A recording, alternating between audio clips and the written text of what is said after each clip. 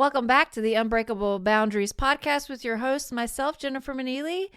I'm going to try to start doing something a little bit new that I'm kind of excited about, something that I'm going to call pocket guides.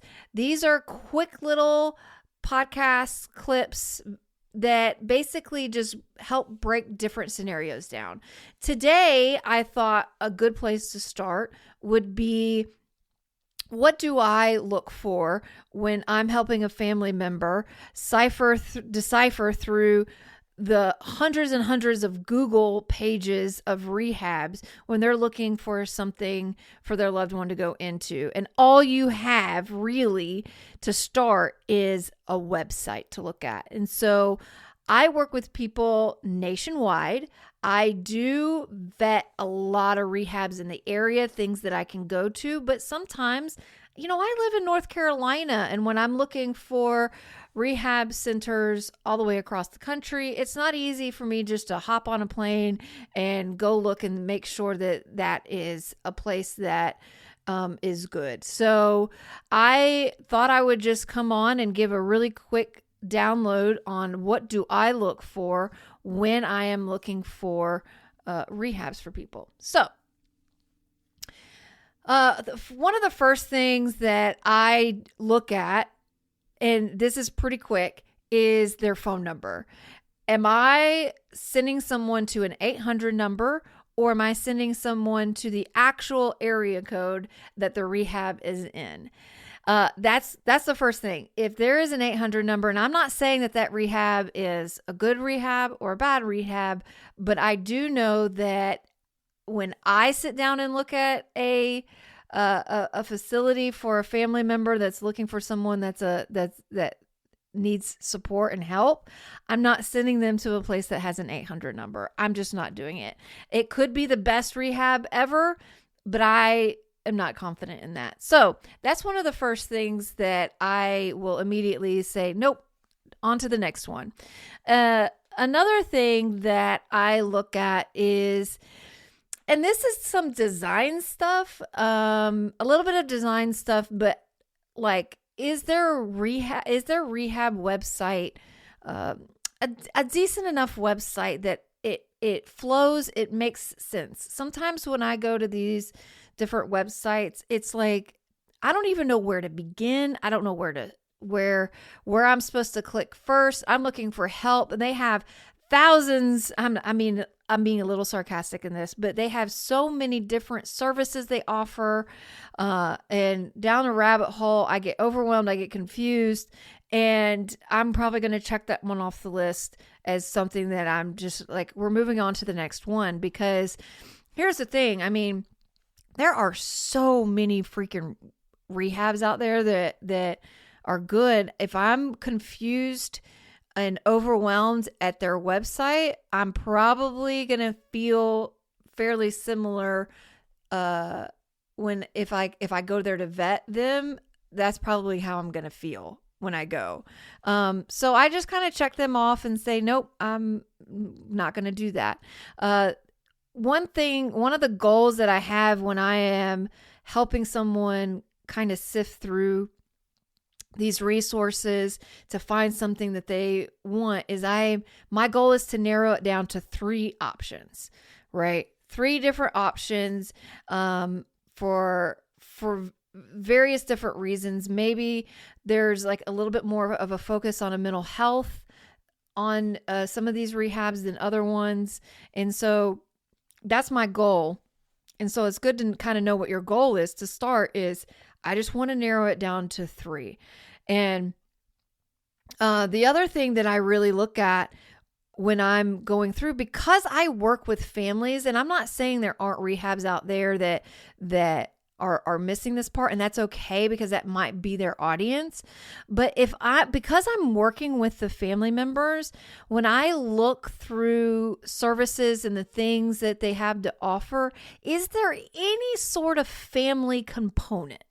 Now, there's a lot of rehabs out there that are catering to people that don't have family involvement.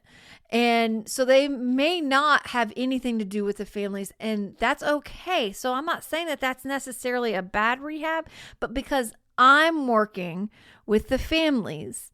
When I look for resources, I want to see that there is a family component there.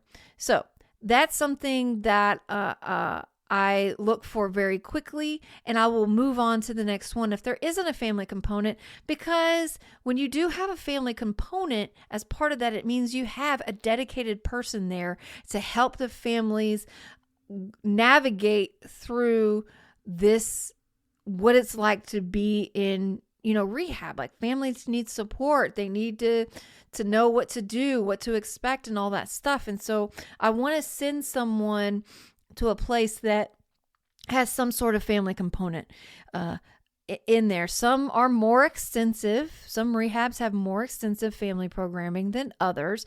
That's not necessarily like I'll get into that later, but I just want to see if there's a family component. Another thing that I have a tendency to want to look through for me, and again, this is not a deal breaker, but it is something, if I only have a website to base it off of, this is what I am looking for, is I want to know who their staff is, because a staff makes the rehab. If you have a lot of people, maybe not, it's a good balance of people that are clinicians versus people that have lived experience on their staff that are in recovery and stuff. And you can go through a lot of their staff bios and find out if there is a fair number of people that have lived experience on the staff. You need that. You need more people that have lived experience. This is just my personal belief. I think it's important.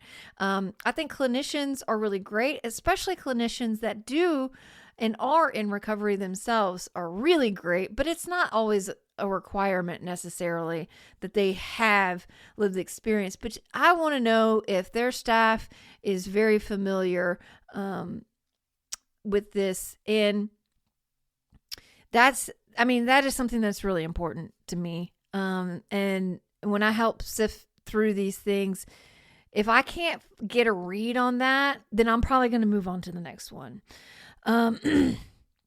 One of the things that I don't do that a lot of people do is, and sounds counterintuitive, but I don't necessarily look at reviews.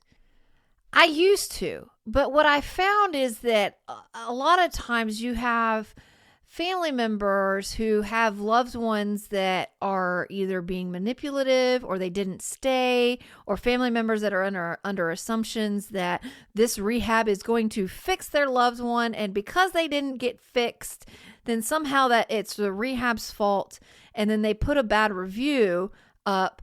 And the rehabs, for various reasons, a lot of like HIPAA protections, they don't even have a voice to defend themselves in situations. They have to stay silent and accept a lot of really harsh criticism that's frankly just isn't really actually true. You have a lot of people who are also in there that may come out and feel bitter towards the rehab, but rehab is at a very emotional time, a very emotional place. And so sometimes that's just a person's perception, because they get really angry because they got told no over something very silly, and now their whole life is ruined. I'm being sarcastic, of course, but then they end up leaving and leave a bad review when really the staff was just trying to do their job. So reviews to me are really not that important. Sometimes if they have a lot of really bad reviews, I will take those into account and I'll look at it. But if you're sitting at a 2 or 3 star with a fairly decent amount of things that are covered, a good mix between 5, 4, 3, 2, 1 stars, I don't really take that as necessarily that rehab is a bad place. So something to take into account. Do they talk about transitional housing anywhere on their thing? That doesn't mean that they have to actually have transitional housing, but I think it's important when we're looking at ongoing support? Are they looking at ongoing aftercare? Because rehab is just the start. There's so many different steps later. And we're going to get into and break these down. I'm not even talking about the phone call yet to this rehab. I'm just talking about the first step of narrowing it down to 3 different places in your area. And the next podcast is actually going to be breaking down that phone call. And that's going to be the next pocket guide. I hope this was really helpful. Please feel free to reach out to me if you have any other questions. If you're in this situation, I get that this is a very nuanced thing. You may be new to this. I've looked at hundreds and hundreds of rehab websites. I can help sift through them pretty quickly. So if this is a situation that you find yourself in, please feel free to reach out to me and schedule a call. You can just go to my website at therecoveringfamily.org and just schedule a direct call right there. Or you can also go just directly email me, Jennifer@therecoveringfamily.org, and just put in the subject line that you want to talk more about this topic, and I will be happy to schedule something with you directly and help you sift through all of these very confusing situations and get you narrowed down to 3 different places you can choose from. Thanks for listening, and stay tuned to the next podcast.